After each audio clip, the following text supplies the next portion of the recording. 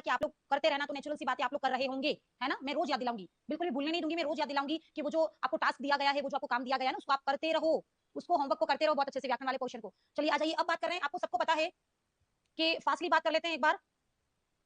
वेद शब्द जो है वो 4 धातुओं से बना है, और 4 धातु में से यदि हम बात करें कि हमारा वेद कैसे बना है, तो हम बात कर रहे थे विद ज्ञाने धातु से हमारा एक शब्द बना है जिसका नाम है वेद। और ये जो वेद है ये आपके अदादी नॉलेज को खा जाओ, याद है ना कल की ट्रिक, जो भी चीजें उसको खा जाओ, चबा जाओ, अपनी बॉडी में उतार लो, आत्मसात कर लो, अपने हीमोग्लोबिन में घोल दो, सबको याद है। तो वैसे ही आपको याद करना था कि ये जो वेद है वो विद ज्ञाने धातु से बना है, जिसका तात्पर्य जानना, और ये तो अपनी अदादी धातु से बना है। अच्छी बात है, कुछ ना कुछ करते रहो, है ना, डू एवरीथिंग, कुछ ना कुछ तो करते ही रहो। फिर हम बात कर रहे थे कि वेद शब्द विद धातु से बना है, विद ज्ञाने धातु से, और विद ज्ञाने धातु में आपको पता है कि अदादी गण की यह धातु है। फिर हम बात कर रहे थे कि ये जो आपका वेद शब्द है उसकी विष्णु मिश्र ने क्या परिभाषा दी, विष्णु मित्र ने परिभाषा दी थी इसकी धर्मादि, विष्णु मित्र धर्मादि, फास्टली सायण आचार्य लौकिक उपाय, सायण आचार्य लौकिक उपाय। फिर आ जाइए, महर्षि मनु ने क्या कहा था, वेदो अखिलो धर्ममूलम और सर्व ज्ञानमयो ही सह, वेदो अखिलो धर्ममूलम और सर्व ज्ञानमयो ही सह, किसने कहा था, बिल्कुल ये कहा था हमारे महर्षि मनु ने मनुस्मृति में। पतंजलि ने कहा पढ़ो, बहुत इजी है, बात ही तो कर रहे हैं, पढ़ कहाँ रहे हैं हम, कह रहे बात कर रहे हैं हम, तो हम ये कह रहे हैं कि पतंजलि ने तो कहा था पढ़ो, क्या पढ़ो, निस्वार्थ भाव से पढ़ो, निष्कारण तो धर्म षडंगो वेदो अध्ययो ज्ञेयश्च इति। ठीक है, ब्राह्मण को, प्रत्येक ब्राह्मण को निस्वार्थ भाव से, बिना किसी स्वार्थ के, बिना किसी लोभ लालच के 4 वेद और उस पर आधारित 6 वेदांगों को नियमित रूप से पढ़ना चाहिए, जानना चाहिए, कंफर्म। जल्दी से आ जाइए। फिर हम बात कर रहे थे वेदों के अन्य नाम है श्रुति, आगम, निगम, छंदस, आमनाय, स्वाध्याय इत्यादि, है ना। और त्रयी, वेदों को त्रयी क्यों कहा गया, हमने कहा वेदों को त्रयी इसलिए कहा गया क्योंकि अथर्ववेद एक तो बहुत समय के बाद लिखा गया, दूसरा ये कि अथर्ववेद की विषय वस्तु बिल्कुल अलग है, लौकिक विषय वस्तु है, यानी कि सम्मोहन, मारण, मोहन, उच्चाटन, विभिन्न प्रकार की भेषजनी औषधियां, ये विषय वस्तु है किसकी, अथर्ववेद की। जबकि तीनों की तीनों वेदों में यज्ञ, कर्मकांड, देवताओं की स्तुति, देवताओं के मंत्र का गान इत्यादि है।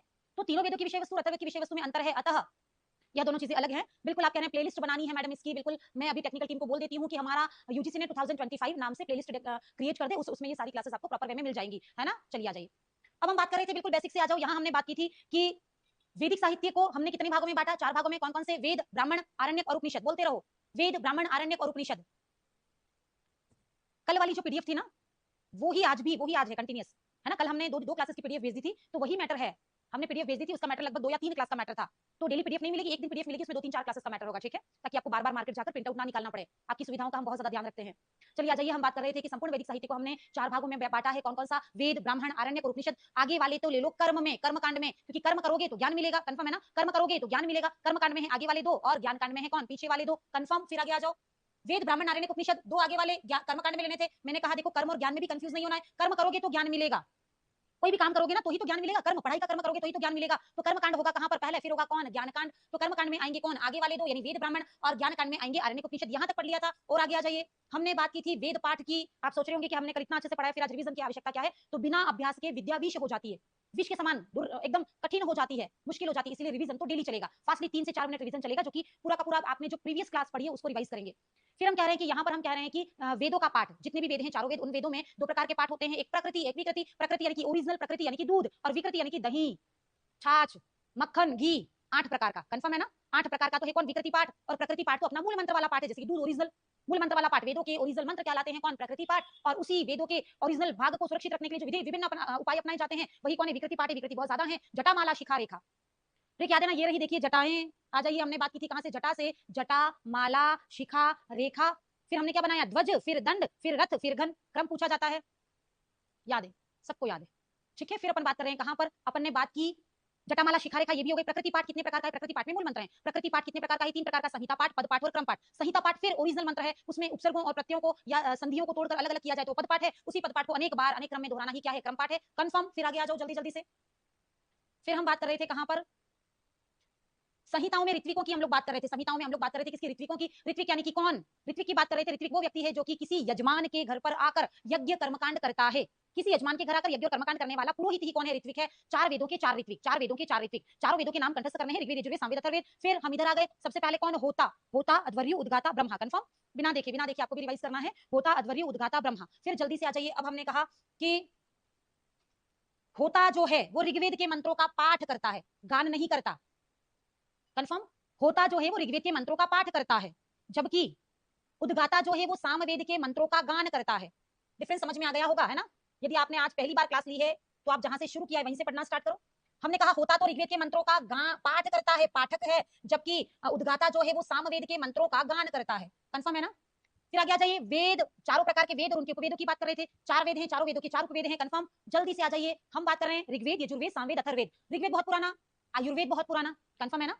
ऋग्वेद बहुत पुराना, आयुर्वेद बहुत पुराना, यजुर्वेद रेफ और मात्रा, यजुर्वेद, धनुर्वेद, सामवेद, सामवेद तो गाने योग्य है, गेयात्मक है, तो जो सामवेद है गाने योग्य है, गेयात्मक है, उसी को तो गंधर्व भी कहेंगे, क्योंकि गंधर्व जाति वैदिक काल में जितने भी हमारे देवता हैं उनके मनोरंजन का काम करती थी गाकर, तो गाना, नाचना, नृत्य इत्यादि दिखाना ये कार्य है किसका, गंधर्व जाति का, तो गंधर्ववेद और गानवेद दोनों इनके हैं। फिर हम आ गए अथर्ववेद में, अथर्ववेद में 3 डराने वाले 3 पढ़ने वाले, कंफर्म, 3 डराने वाले 3 पढ़ने वाले। 3 कौन डरा रहे हैं हमें डरा रहे हैं कौन, सर्प पिशाच और असुर, हमें डराते हैं सर्प पिशाच और असुर, और हम कह रहे हैं 3 पढ़ने वाले कौन, इतिहास पुराण स्थापत्य। आप कंटेंट लेके तो बैठो, याद कैसे नहीं होता है ना, याद कैसे नहीं होता, मैं देखना चाहती हूँ कंटेंट आप लेकर बैठो।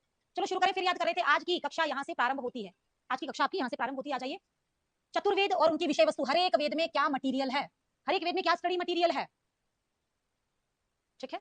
हम बात कर रहे हैं कि चतुर्वेद और उनकी विषय वस्तु। अब देखो ऋग्वेद में क्या है, ऋग्वेद में देवताओं के स्तुति परक मंत्रों का संकलन है, और ये मंत्र केवल पाठ किए जाते हैं, गाए नहीं जाते। ये मंत्र केवल पाठ किए जाते हैं, रीडिंग लगाई जाती है, गाया नहीं जाता इनको। कॉन्सेप्ट क्लियर हो जाएंगे यदि आप कंटीन्यूअस क्लास ज्वाइन करेंगे तो, एक अलग ही प्रकार की समझ, एक अलग ही प्रकार की दुनिया में चले जाओगे यदि कंटीन्यूअस सारी चीजें क्लियर कर रहे हो तो। आप तो किसी ना किसी एग्जाम को फाइट कर रहे हो, लेकिन मेरे पास कम से कम भी 4-5 हजार सब्सक्राइबर वो हैं जो कि रिटायर्ड इंजीनियर हैं, रिटायर्ड डॉक्टर हैं, या कोई किसी टीचरशिप में है, कोई गवर्नमेंट जॉब में था, लेकिन उन्हें वेद के बारे में पढ़ना है, उन्हें उपनिषद के बारे में जानना है। तो आप सोचिए ना कि वो लोग जो कि कोई बिजनेसमैन है, कोई गृहिणी है, कोई बुजुर्ग महिला है, वो सारे लोग कम से कम 5-7 हजार होंगे मेरे पास, जो कि केवल नॉलेज के लिए कि वेद क्या कहते हैं, उपनिषद क्या है, बहुत अच्छे से कक्षा देखते हैं और बहुत अच्छे कमेंट भी करते हैं। तो आप तो बिल्कुल स्वार्थवश पढ़ रहे हो, एग्जाम है, एग्जाम पास करना है इसलिए पढ़ रहे हो, तो रट लो चीजों को। शुरू करें। हम बात कर रहे थे कि ऋग्वेद जो है उसमें देवताओं की स्तुति परक मंत्र हैं, यानी देवताओं की स्तुति की गई है, लेकिन पाठ के रूप में पढ़ा जाता है, गाया नहीं जाता। ऋग्वेद में मंत्रों को पढ़ा जाता है। तो जैसे कि आपने बीए एमए सब किया होगा, आपने उसमें इंद्र देवता, इंद्र सूक्त, वाक सूक्त, अग्नि सूक्त, पृथ्वी सूक्त, हिरण्यगर्भ सूक्त, ये हमने पढ़े हैं। तो सारे देवताओं की स्तुतियां ही तो हैं, है ना, सभी देवताओं की स्तुति की गई है मंत्रों के द्वारा, तो उनको किया जाता है कौन, पाठ किया जाता है। राजेंद्र पटेल जिनकी आईडी है, मैडम आशीर्वाद दीजिए कि इस बार हमारा नेट निकल जाए। देखो आशीर्वाद तो बेटा हर बच्चे को, आशीर्वाद ऐसी चीजें मांग के नहीं मिलता। मतलब मैं सबसे पहले क्लास में जब अपीयर होती हूँ ना, तो आपने किसी भी टीचर को देखा होगा, वो हमेशा कहता है चलो जल्दी से चैनल को लाइक कर दो, सब्सक्राइब कर दो, अपने फ्रेंड को शेयर कर दो, है ना, वो बिजनेस कर रहे हैं। और मैं क्या कहती हूँ हमेशा आती कि सभी प्रिय छात्रों को बहुत सारा आशीर्वाद, बहुत सारी शुभकामनाएं, आप जो सपना देख रहे हो सपना पूरा हो। तो मेरी तो क्लास ही आशीर्वाद से शुरू होती है ना, आशीर्वाद से क्लास शुरू होती है, बिल्कुल अच्छी भावनाओं के साथ हम पढ़ना शुरू करते हैं, पॉजिटिवली यहाँ पर आशीर्वाद बहुत सारा है, पास होना है किसी भी बच्चे को, 100% मुझे फॉलो करो। मैंने कहा ये काम आज हो जाना चाहिए तो हो ही जाना चाहिए। आपको अपना दिमाग 1 साल तक यूज नहीं करना है, 1 साल तक अपना दिमाग यूज मत करो, आप मेरे दिमाग से चलो। फिर आप देखो, आप नेट की ड्रीम देख रहे हो ना, जेआरएफ हो जाएगा आपका कंफर्म।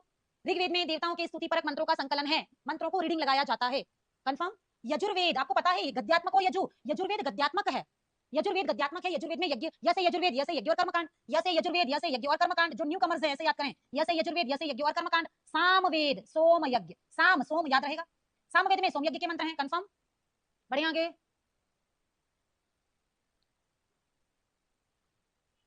जल्दी जल्दी से कंठस्थ करो। ऋग्वेद में कौन है, देवताओं की स्तुति परक मंत्र हैं, जैसे कि आपने इंद्र सूक्त, अग्नि सूक्त, हिरण्यगर्भ सूक्त सब पढ़ा है। यजुर्वेद यज्ञ और कर्मकांड, यजुर्वेद कौन है, यज्ञ और कर्मकांड। सामवेद सोम यज्ञ। फिर हम कह रहे हैं अथर्ववेद में क्या है, तो अथर्ववेद में क्या है, भेषज, भेषज यानी कि औषधियां। अथर्ववेद में क्या है, भेषज हैं, औषधियां हैं, विभिन्न प्रकार के मंत्रों की बातें हैं वहां पर, है ना। और आपको तो पता है सम्मोहन, मारण, मोहन, उच्चाटन, यानी कि सभी प्रकार की। आपने काला जादू का नाम सुना होगा, हमने भी देखा तो नहीं है, लेकिन बचपन में फिल्में देखते थे उसमें, या सीरियल्स देखते थे, उसमें काला जादू के बारे में बताते थे कि किसी व्यक्ति ने किसी गुड़िया की पिन चुभाई तो उस व्यक्ति की गर्दन वहां पर मुड़ गई, किसी व्यक्ति ने किसी को मारा तो वो इंसान वहां अमेरिका में मर गया। मतलब पता नहीं क्या कौन से सीरियल्स हम लोग बचपन में देखा करते थे, छोटे छोटे ऐसे किसी भी कॉमेडी सीरियल होता है उसमें भी इस तरह की चीजें डाल देते ताकि हम जैसे छोटे छोटे बच्चे देखकर सीरियस हो जाते हैं कि ऐसा भी होता है क्या। तो आपने भी ऐसा देखा होगा काला जादू तरह की चीजें। तो वो जो काला जादू वाली चीजें हैं, ब्लैक मैजिक जो चीजें हैं, तो भेषज सभी प्रकार की औषधियां। सम्मोहन, किसी को हिप्नोटाइज कैसे करना है। मारण, यहाँ बैठे बैठे वहां अपने दुश्मन को वहां कैसे मारना है। मोहन, सम्मोहन शक्ति, उच्चाटन, तो ये सारी जितनी भी क्रियाकलाप हैं काला जादू से रिलेटेड, वो सारी की सारी चीजें थी कहां पर, अथर्ववेद में। और वर्तमान समय में भी कहते हैं ये सारी चीजें होती हैं, किसको इसकी नजर लग गई है, ऐसा हो गया, ये वैसा हो गया। तो ये वर्तमान, ये लौकिक वेद है। 4 जो वेद हैं, 4 वेद में से भी आपका अथर्ववेद कैसा है, एक लौकिक वेद है। बिल्कुल आपको भी गुरु पूर्णिमा की शुभकामनाएं, ब्लेस यू। चलिए शुरू करते हैं। हम बात करें यहाँ पर कि 4 जो वेद हैं, उन चारों वेदों में क्या क्या विषय वस्तु है, फिर से एक बार बात कर लेते हैं। ऋग्वेद में कौन है, देवताओं की स्तुति परक मंत्र है, यजुर्वेद, यसे यजुर्वेद, यसे यज्ञ और कर्मकांड। सामवेद में कौन है, सोम यज्ञ है। अथर्ववेद में कौन है, भेषज, विभिन्न प्रकार की औषधियां, सम्मोहन, मारण, मोहन, उच्चाटन और विभिन्न प्रकार की औषधियों का वर्णन है कहां पर, अथर्ववेद में। तो चलिए याद हो ही चुका होगा, रिकॉल कर ले फटाफट से एक बार। ऋग्वेद में देवताओं की स्तुतियां, यजुर्वेद में यज्ञ और कर्मकांड, सामवेद में सोम यज्ञ, अथर्ववेद में सम्मोहन, मारण, मोहन, उच्चाटन और विभिन्न प्रकार की औषधियों और लौकिक कलाओं का वर्णन है। चलिए जल्दी से आगे बढ़ जाइए, रिकॉल फिर करवा दूंगी मैं एक बार, आप एक बार के लिए समझ विकसित करो। दूसरा हम लोग पढ़ रहे हैं कहां पर, 4 वेद और उनकी प्रकृति कैसी है। 4 प्रकार के वेद और उनकी प्रकृतियों की हम लोग यहाँ पर बात कर रहे हैं।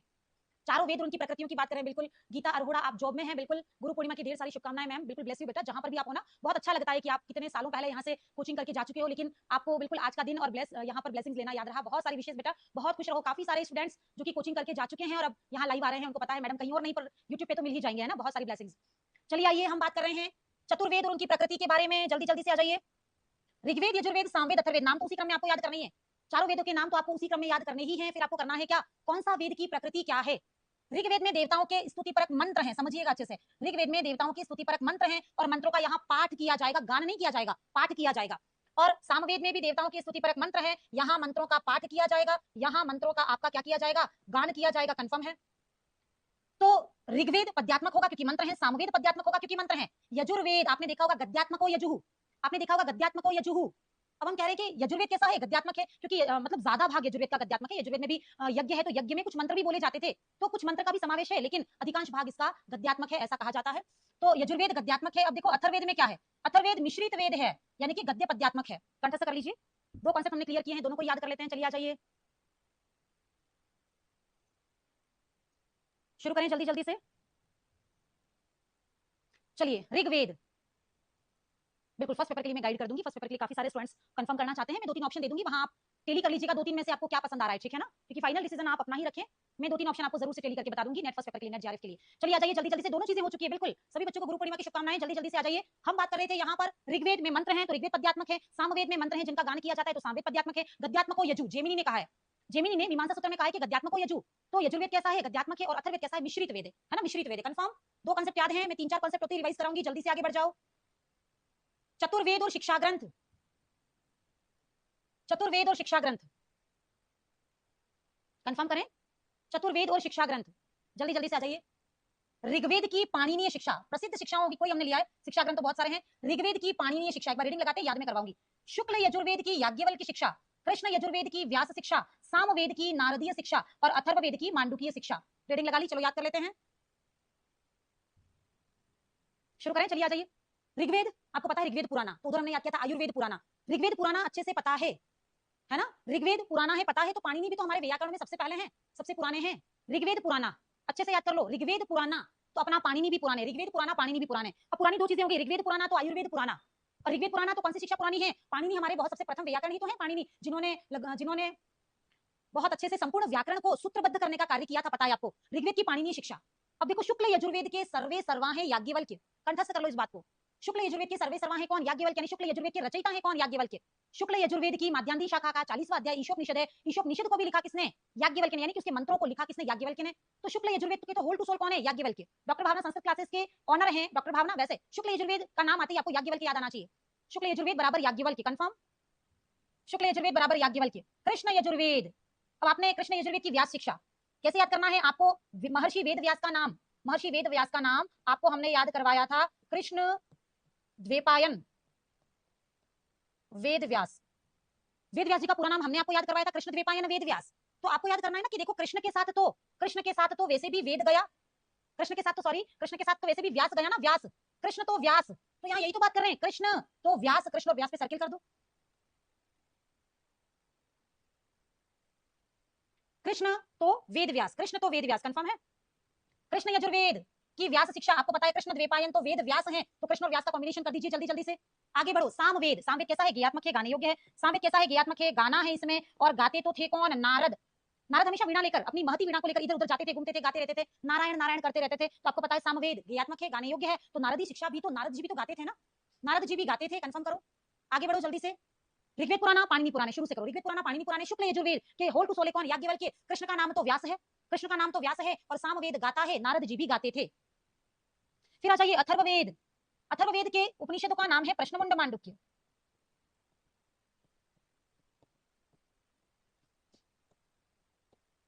अथर्ववेद के उपनिषदों का नाम है प्रश्नमुंड मांडुक्य।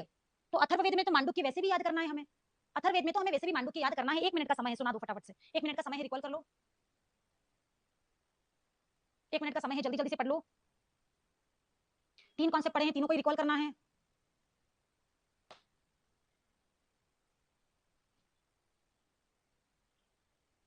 हो चुका है, चलिए आ जाइए। ऋग्वेद बहुत पुराना, पाणिनि बहुत पुराने, ऋग्वेद की पाणिनि शिक्षा। शुक्ल यजुर्वेद के होल टू सोने कौन, याज्ञवल्क्य। कृष्ण का नाम तो व्यास है, कृष्ण का नाम व्यास है, और अथर्ववेद सामवेद गाता है, नारद जी भी गाते हैं। और यहाँ पर अपन बात करें अथर्ववेद की, तो अथर्ववेद का प्रश्नमुंड मांडुक्य, अथर्ववेद का प्रश्नमुंड मांडुक्य, तो अथर्ववेद का मांडुक्य तो वैसे भी याद हो जाएगा आपको, ठीक है, पूरा का पूरा याद है। आगे बढ़ो, 3-4 कॉन्सेप्ट होने दो, मैं लर्न करवा दूंगी।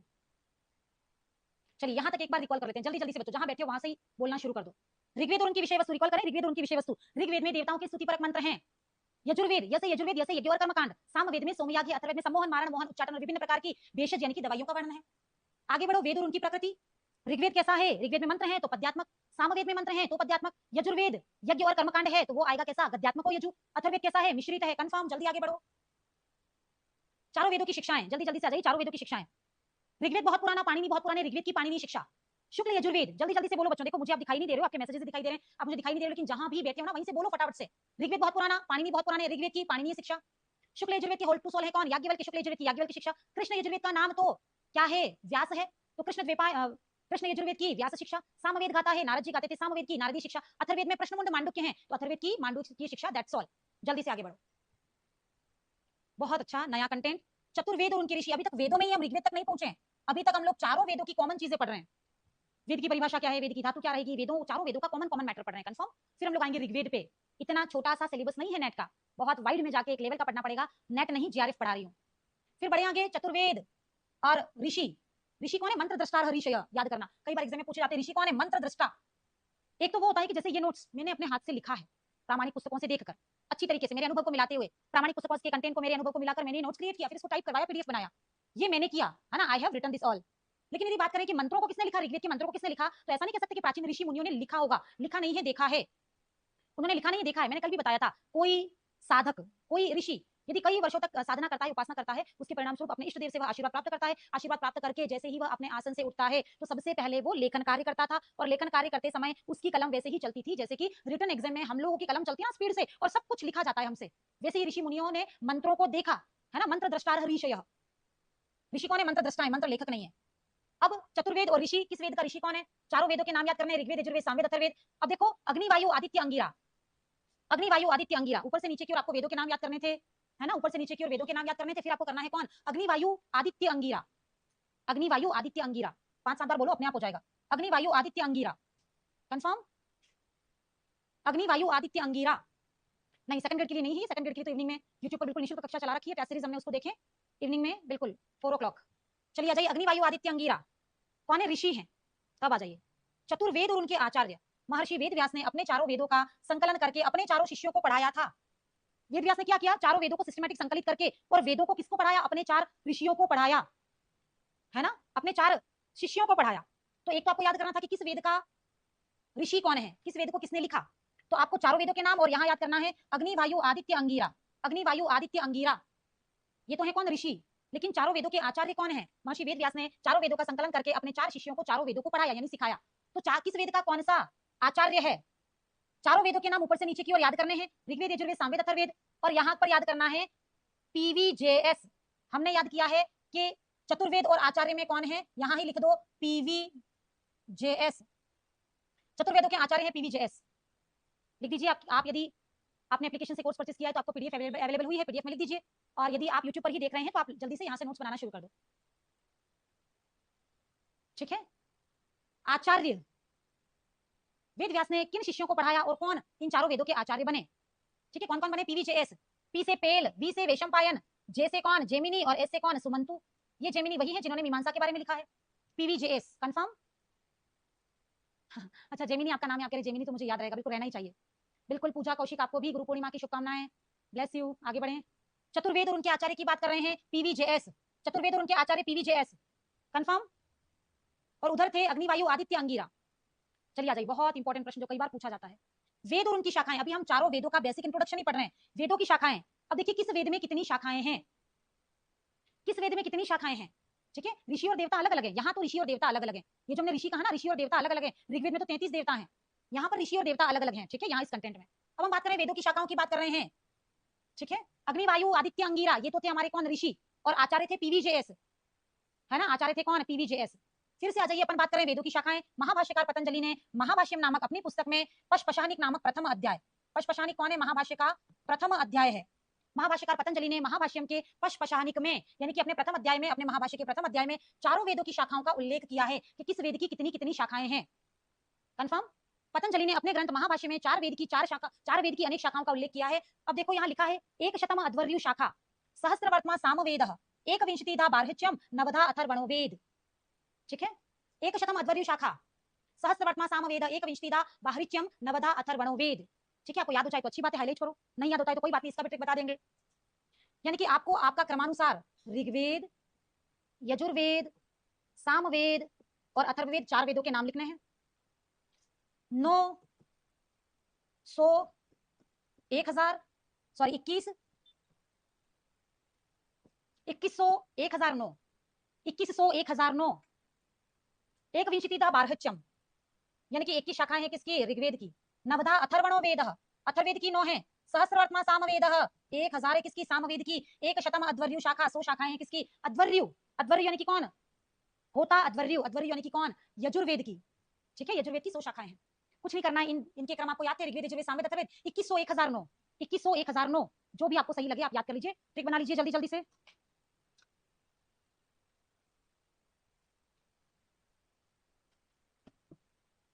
जल्दी जल्दी से नोट कर लीजिए, ट्रिक बना लीजिए।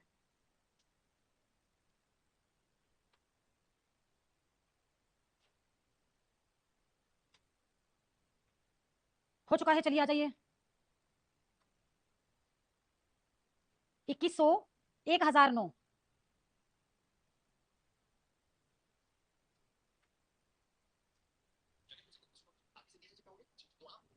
आ जाइए। चलिए, इसके पश्चात हम बात कर रहे हैं महर्षि जेमिनी, पीवीजेएस, जेमिनी यानी सामवेद के। जेमिनी कौन है, सामवेद के आचार्य हैं, कंफर्म है। अब जेमिनी कौन है, सामवेद के आचार्य हैं, पीवीजेएस, महर्षि जेमिनी। जेमिनी यानी सामवेद के आचार्य ने जेमिनी सूत्र में लिखा है कि, क्या लिखा है जेमिनी सूत्र में इन्होंने, तेषाम मृग यथार्थवशेन पाद व्यवस्था, गीतिषु सामाख्या, गीतिषु सामाख्या, शेषे यजु शब्द, गीतिषु सामाख्या, सामवेद तो गीतिषु यानी गेयात्मक है, और ऋग, ऋग कौन है, यथार्थवशेन पाद व्यवस्था, पाद व्यवस्था यानी कि यहाँ पर तो मंत्र है, पाद व्यवस्था है। तेषाम यानी उनमें, ऋग यानी कि ऋग्वेद में तो यथार्थवशेन सही अर्थ बताने की पाद व्यवस्था है, यानी कि समुचित मंत्र है।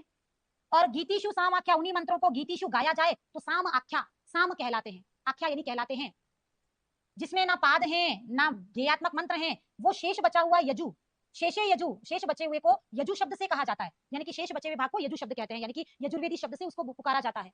ऋग्वेद में यथार्थ यानी कि वास्तविक अर्थ बताने के लिए पाद व्यवस्था है। गीतिषु साम आख्या, सामवेद तो गीतिषु गेयात्मक है, शेषे यजु शब्द, और यजुर्वेद में तो शेष है, शेष यानी कि जो बचा कुचा है, यानी कि गद्यात्मक जो है, गद्यात्मक कौन है, यजुर्वेद है। कई बार गीतिषु सामाख्या शेष यजु शब्द किसने कहा, तो आपको याद रखना है कि ये तो कहा है किसने, जेमिनी ने कहा है। किसने कहा, जेमिनी ने। तो जेमिनी, और ये आपको विशेष रूप से याद रखना है। फिर से बात करें, अच्छे से याद कर लो, हमने ये कहा कि महाभाष्यकार पतंजलि ने अपने महाभाष्यम के पशपशानिक नामक ग्रंथ में सबसे पहले चारों वेदों की शाखाओं का उल्लेख किया। चारों वेदों के नाम याद है, ऋग्वेद, यजुर्वेद, सामवेद, अथर्ववेद। 2100, 1009, 2100, 1009 कंठस्थ करो, 2100, 1009।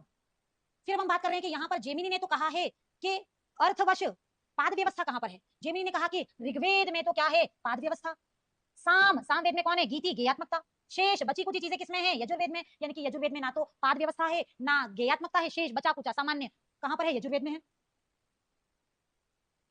ठीक है, हो चुका होगा। बहुत इंपॉर्टेंट प्रश्न आता है, गीतिषु सामाख्या शेषे यजु शब्द कस्य कथनम, कंफर्म, आगे बढ़ो जल्दी से। अब चलिए, आज का लेसन हमारा शुरू होता है ऋग्वेद संहिता से लेकर, चारों वेदों की बेसिक बेसिक वाली बातें हमने यहाँ पर समाप्त कर ली थी, और अब हम बात कर रहे हैं यहाँ पर एक एक संहिता के बारे में। आज हम पढ़ना स्टार्ट करेंगे ऋग्वेद संहिता के बारे में। जितनी चीजें आपको पढ़ाई है बहुत अच्छे से पढ़नी है, समझनी है, याद करनी है, क्योंकि इसी तरीके से याद करोगे तो एक दिन वो भी आएगा जब पूरा का पूरा सिलेबस आपको अच्छे से याद होगा। चलिए आ जाइए, अब हम बात कर रहे हैं ऋग्वेद संहिता की। क्या है ऋग्वेद संहिता? ऋक, ऋक का अर्थ है स्तुति परक मंत्र, अच्छे से कंठस्थ करना। ऋक, ऋक शब्द का तात्पर्य है कौन, स्तुति परक मंत्र। ऋच्यते स्तूयते अनया इति ऋक, हाईलाइट करो, ऋच्यते स्तूयते अनया इति ऋक, ऋच्यते स्तूयते अनया इति ऋक। जिस भी छात्र ने कोर्स परचेस किया है, हमने उनका एक ऑफलाइन एक व्हाट्सएप ग्रुप बना रखा है, उस व्हाट्सएप ग्रुप में आपको प्रॉपर तरीके से पर डे की पीडीएफ सेंड कर रहे हैं। यदि यहाँ कोई छात्र ऐसा हो जिसने, वैसे सारे बच्चों को इन्फॉर्मेशन है, लेकिन यदि किसी कोई न्यू कमर है, किसी को नॉलेज नहीं है, तो व्हाट्सएप ग्रुप जो परचेस, सॉरी, आपने जो कोर्स परचेस कर रखा है उसके लिए आप एप्लीकेशन ओपन किया होगा, वहाँ चैट ऑप्शन आ रहा है ना, चैट ऑप्शन में लिंक पड़ा है, वहां से आप उसको ज्वाइन कर सकते हैं। ठीक है, बढ़े आगे। ऋक का अर्थ स्तुति परक मंत्र है, ऋच्यते स्तूयते अनया इति ऋक। जिन मंत्रों के द्वारा देवों की स्तुति की जाती है उन्हें ऋक, ऋच या ऋचा कहते हैं। ऋक का अर्थ स्तुति परक मंत्र है, अच्छे से याद करें। ऋक का तात्पर्य है कौन, स्तुति परक मंत्र। ऋच्यते स्तूयते अनया इति ऋक, जिन मंत्रों के द्वारा देवताओं की स्तुति की जाती है उन्हें ऋग्वेद कहा जाता है। ऋग्वेद में विभिन्न देवताओं की स्तुति वाले मंत्र हैं, कुल मिलाकर कॉन्सेप्ट क्लियर है। कॉन्सेप्ट क्लियर है, हम कह रहे हैं कि ऋग्वेद में तो ऋग्वेद शब्द जो है वो ऋच से बना है, और ऋक का तात्पर्य है देवताओं के स्तुति परक मंत्रों का संग्रह।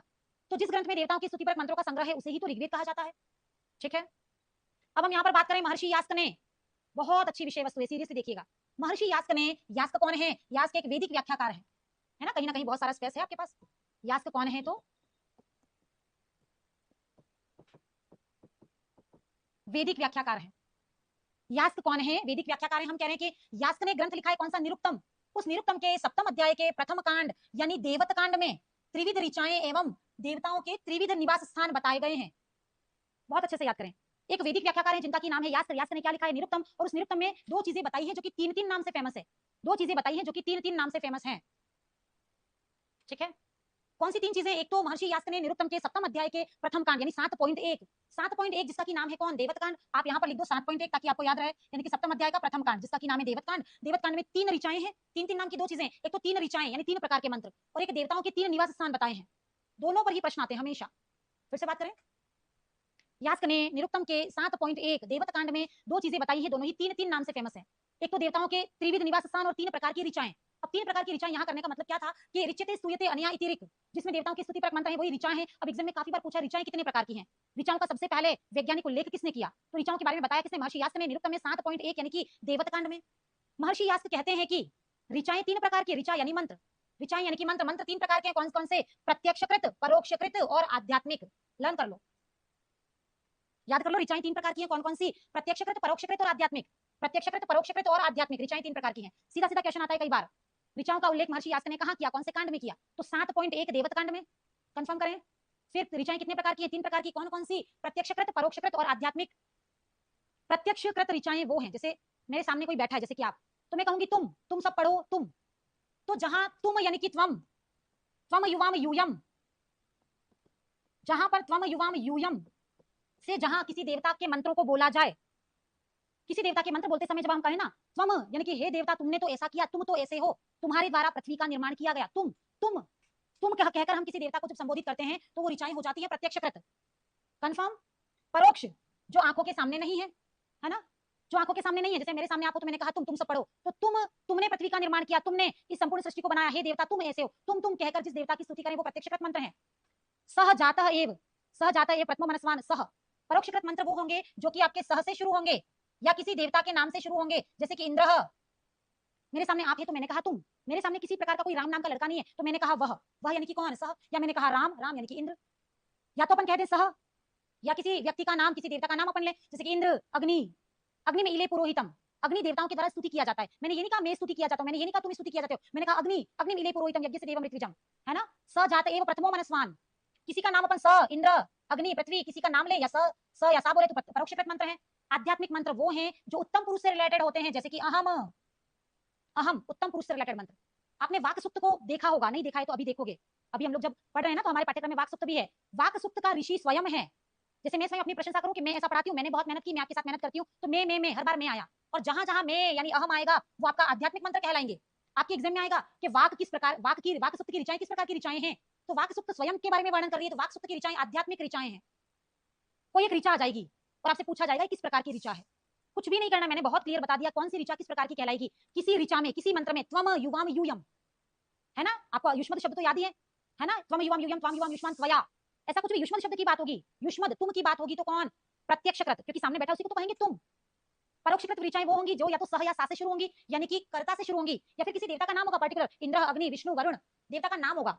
आध्यात्मिक ऋचाएं वो हैं जो अहम आवाम वयम, अस्मद शब्द से शुरू है ना। अहम राष्ट्रीय संगमनी वसुना चिकितुषी प्रथमा यज्ञ नाम, तो अहम राष्ट्रीय, अहम मैं राष्ट्र की, संपूर्ण राष्ट्र की जननी हूँ, तो अहम से शुरू हुआ। मया, है ना, यहाँ पर मया मेरे द्वारा ये किया गया, वाक्य कहती मेरे द्वारा ये किया गया, तो जहां पर अस्मद शब्द की बात जहां पर भी होगी वो आपका कहलाएगा कौन? आध्यात्मिक मंत्र। और आध्यात्मिक मंत्र का सबसे अच्छा एग्जाम्पल है आपका वाक सुक्त। वाक सुक्त, है ना, यहाँ इतना लिखने की आवश्यकता नहीं, केवल समझ लो, क्योंकि हमें तो बहुत अच्छी तरीके से यास्क का निरुक्तम का देवत कांड पढ़ना है, उस देवत कांड में हम लोग पढ़ेंगे सारा का सारा।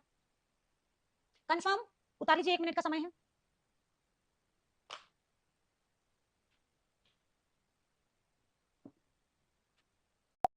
चलिए शुरू करें। रिच्यते स्तूयते अनया इति ऋक्।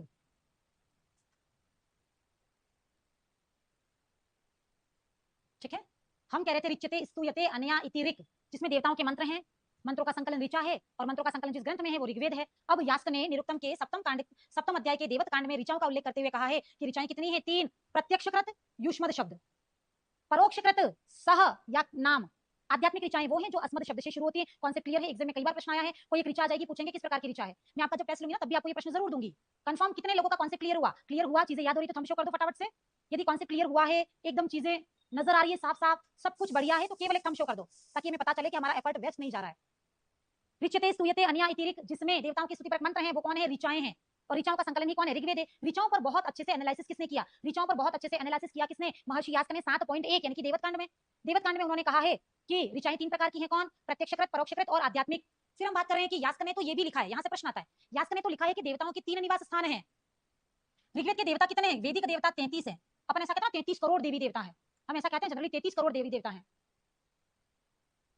33 करोड़ तो हम कहते हैं, लेकिन वेदों में 33 प्रकार के देवता हैं। करोड़ शब्द हटा देना, वेदों में 33 प्रकार के देवता हैं। और ये 33 प्रकार के देवता 3 स्थानों पर रहते हैं, पृथ्वी स्थानीय, अंतरिक्ष स्थानीय, द्यू स्थानीय। ये प्रश्न भी आता है, ये भी कहां पर है? आपके 7.1 में लिखा हुआ है। महर्षि यास्क ने निरुक्तम के 7वें अध्याय के प्रथम कांड देवत कांड में 2 चीजें क्लियर की, एक ऋचाएं, एक देवताओं के निवास स्थान। उन्होंने कहा कि 33 देवता 3 स्थानों पर ही रहते हैं, पृथ्वी स्थानीय, अंतरिक्ष स्थानीय और द्यू स्थानीय, 3 स्थानों पर रहते हैं। कंठस्थ हो गया है, आगे बढ़े। और 33 में से कितने कितने देवता कहां रहते हैं, ये हम देवत कांड में बहुत क्लियर करेंगे। अभी हम ऋग्वेद पढ़ रहे हैं, आ जाइए, कंटेंट याद करना है बच्चों। अब हमने कहा कि पतंजलि ने महाभाष्यम में, अभी हमने कहा पतंजलि की शाखाओं के बारे में, तो हम कह रहे हैं कि पतंजलि ने महाभाष्यम में ऋग्वेद की 21 शाखाएं निर्धारित की हैं। चलो हम सारी शाखाएं बोल देते हैं, ऋग्वेद, यजुर्वेद, सामवेद, अथर्ववेद। ऋग्वेद, यजुर्वेद, सामवेद, अथर्ववेद, 4 वेद हैं। फिर हमने कहा 9 100 2100 1009, 2100 1009, कंफर्म है ना? 2100 1000 और 9। हम कह रहे हैं पतंजलि ने महाभाष्य में ऋग्वेद की 21 शाखाएं स्वीकार की है। 21 को कहा था उन्होंने एक विंशतिधा बारहिच्यम। द्युस्थानीय क्या चीज है? जैसे पृथ्वी, ये रहा पृथ्वी स्थानीय।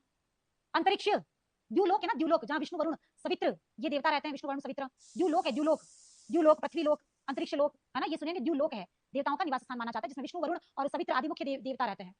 कंफर्म हम कह रहे हैं कि महर्षि पतंजलि ने महाभाष्य में ऋग्वेद की 21 शाखाएं बताई हैं, तो अपन चारों याद कर लेते हैं, 2100 1009, कंफर्म। लेकिन शौनक, शौनक कौन है? पदपाठ करता। शौनक ने अपने चरण व्यूह नामक ग्रंथ में ऋग्वेद की 5 प्रमुख शाखाएं स्वीकार की हैं, वेरी वेरी इंपॉर्टेंट। यास्क ने सॉरी पतंजलि ने बताई 21, लेकिन शौनक, शौनक कौन है? ऋग्वेद वेदों के पदपाठ करता है। शौनक ने चरणव्यूह नामक ग्रंथ लिखा, उसमें उन्होंने ऋग्वेद की 5 प्रमुख शाखाएं बताई। कौन कौन सी हैं? शाकल, बाष्कल, आश्वलायन, शांखायन और मांडुकायन। बोलनी है, याद करनी है। शाकल, बाष्कल, आश्वलायन, शांखायन और मांडुकायन। बच्चों एक काम करो, यदि आप सीरियसली पास होना चाहते हो तो लेटेस्ट आप बुक ले आइए नेट की, पीवाईक्यूज की। मैंने कहा आपको कुछ भी याद, कुछ भी नहीं लेना है मार्केट से, लेकिन पीवाईक्यूज की बुक लाइए। पीवाईक्यूज की बुक लाइए, यानी कि प्रीवियस ईयर्स ऑफ पेपर्स, 15-20 सालों के पेपर का एक बंच मिलता है मार्केट में, और वो आप लाइएगा व्याख्यात्मक हल वाला, यानी कि हर एक के नीचे उसका व्याख्यात्मक हल होगा डिटेल वाला, वो कंपलसरी रूप से इसी 2-3 दिनों में ले आइए। फिर आप क्या कीजिए कि बाय द वे 2015-16 सॉरी 2010 से आपके पास पेपर हैं, तो पहली यूनिट हम लोग जब पढ़ लें तो 2010 वाले पेपर में देखना वेदों वाले क्वेश्चन, वैदिक साहित्य के क्वेश्चन कितने राइट हो रहे हैं, तो आप पेपर को 10-15 मिनट देखा करो। 2015 में भी 2-2 बार होता है साल भर में, तो आपके पास बहुत सारे पेपर, कम से कम आप ये मानिए कि 10 साल के पेपर भी आपके पास है, तो 20 पेपर आपके पास है। 20 पेपर में ऋग्वेद ऋग्वेद ऋग्वेद आप कर सकते हो, और बार बार प्रश्न पढ़ने से एक इमेजिन भी क्रिएट होती है कि किस प्रकार के प्रश्न आते हैं। बुक नेम बेटा देखो, मेरे को तो ज्यादा नॉलेज नहीं कि अभी क्या चल रहा है, लेकिन बुक स्टोर पर जाइए और वहां जाकर नेट के पीवाईक्यूज की लेटेस्ट बुक चाहिए, जिसमें कम से कम भी 2025 वाला पेपर, 25 अभी वाला पेपर नहीं तो है ना, 25 जनवरी वाला पेपर, 25 में जनवरी में पेपर हुआ था, दिसंबर में नहीं हुआ था, 25 जनवरी वाला पेपर तो एटलीस्ट छपा हुआ हो वो लाओ। और सबसे अच्छा उसमें देखिएगा कि उसमें व्याख्यात्मक हल जरूर हो। ठीक है, चलिए आ जाइए। पतंजलि ने महाभाष्य में ऋग्वेद की शाखाएं बताई, उसी प्रकार हम कह रहे शौनक, शौनक जो है उसने चरणव्यूह नामक ग्रंथ लिखा, और शौनक ने चरणव्यूह नामक ग्रंथ में ऋग्वेद की कितनी शाखाएं बताई? ऋग्वेद की 5 शाखाएं बताई। कौन कौन सी? शाकल, बाष्कल, आश्वलायन, शांखायन और मांडुकायन। शाकल, बाष्कल, आश्वलायन, मांडुकायन। ठीक है, फिर अपन बात करें ऋग्वेद की, बच्चों बातें नहीं करो, बोर्ड पर आ जाओ। ऋग्वेद की वर्तमान में उपलब्ध शाखा एकमात्र शाकल शाखा है, हाईलाइट करो। उन्होंने 21 बताई, उन्होंने 5 बताई, लेकिन वर्तमान में अवेलेबल है ओनली कौन? एक। कौन सी शाखा? शाकल शाखा। शाकल शाखा वर्तमान में उपलब्ध एकमात्र शाखा, शाकल शाखा, कंफर्म? बिल्कुल, आप कह रहे हैं कि ऋग्वेद की प्राचीनतम शाखा का नाम पूछा था, शाकल शाखा, कंफर्म है? ऋग्वेद की वर्तमान में उपलब्ध एकमात्र शाखा कौन सी है? आपकी शाकल शाखा है। ऋग्वेद के अपर नाम, ऋग्वेद के अन्य नाम क्या है? दशतई और होत्रवेद, कंठस्थ करें। ऋग्वेद का अन्य नाम है दशतई एवं होत्रवेद, दशतई एवं होत्रवेद। ऋग्वेद का अन्य नाम है दशतई एवं होत्रवेद। ऋग्वेद का 2 भागों में विभाजन महर्षि कृष्णद्वैपायन वेदव्यास द्वारा किया गया।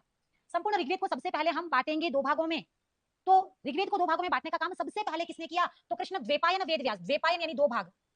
देखो कृष्ण यजुर्वेद की व्यास शिक्षा, कृष्ण और व्यास तो याद ही है, द्वैपायन से याद कर लो कि इन्होंने द्वैपायन नाम इसलिए पढ़ा क्योंकि इन्होंने ऋग्वेद को 2 भागों में बांटा। ठीक है, बिल्कुल 5-7 सालों के भी पीवाईक्यूज होंगे तो अच्छी बात है, आपके पास है ना, लेटेस्ट पर होने चाहिए। चलो कंफर्म है। फिर से थोड़ा सा बात कर लेते हैं। हमने कहा रिच्यते स्तूयते अनया इति ऋक्, जिसमें ऋचाओं का संग्रह है, वही कौन है? ऋग्वेद है। ऋचाओं की बात तो महर्षि यास्क ने निरुक्तम में 7.1 यानी देवत कांड में की, और उन्होंने 3 प्रकार की ऋचाएं बताई। कौन कौन सी? प्रत्यक्षकृत, परोक्षकृत और आध्यात्मिक। और उन्होंने 33 देवताओं के लिए 3 निवास स्थान निर्धारित किए हैं, पृथ्वी स्थानीय, अंतरिक्ष स्थानीय और द्यू स्थानीय। फिर हम आगे बढ़ गए कि महर्षि पतंजलि ने तो महाभाष्य में ऋग्वेद की 21 शाखाएं बताई, लेकिन चरणव्यूह ने, सॉरी शौनक ने चरणव्यूह नामक ग्रंथ में ऋग्वेद की 5 प्रमुख शाखाएं बताई। फिर हम कह रहे हैं कि इसके पश्चात क्या हुआ कि ऋग्वेद की वर्तमान में एकमात्र शाकल शाखा ही उपलब्ध है। देखो अभी सप्ताह भर की क्लास यूट्यूब पर है, फिर आपका असिस्टेंट प्रोफेसर और नेट दोनों में लाइव चलेगा, है ना, लेकिन अभी नहीं, अभी यूट्यूब पर है, यहाँ से ज्वाइन कर लो। हमने कहा ऋग्वेद की वर्तमान में उपलब्ध एकमात्र शाखा का नाम है कौन? शाकल शाखा। ऋग्वेद के अन्य नाम है दशतई और होत्रवेद। ऋग्वेद के अन्य नाम है दशतई और होत्रवेद। कंफर्म। ऋग्वेद का 2 भागों में विभाजन किया किसने? कृष्ण द्वैपायन वेद व्यास ने, द्वैपायन यानी 2 भाग, और कृष्ण यजुर्वेद की तो व्यास शिक्षा। कंफर्म। 2 भाग कौन कौन से हैं? संपूर्ण ऋग्वेद को हम 2 भागों में बांटे तो एक का नाम हो जाएगा कौन? अष्टक क्रम, और दूसरे का नाम हो जाएगा कौन? मंडल क्रम।